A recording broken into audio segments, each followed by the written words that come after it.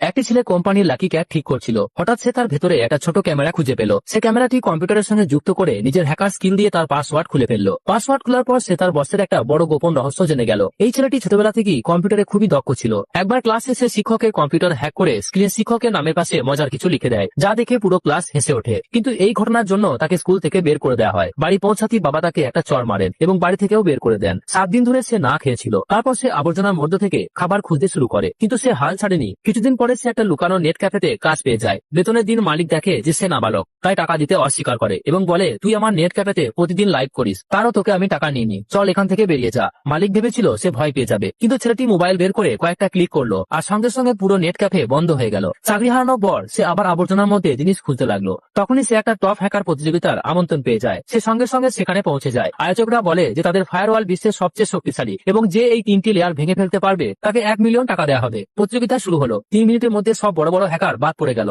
শুধু ছেলেটি বাকি ছিল। সে খুব দ্রুত 2টি লেয়ার ভেঙে ফেললো, তারপর 3য় লেয়ারে কাজ শুরু করলো আর তারপরের পদক্ষেপ থেকে সবাই হতবাক হয়ে গেল।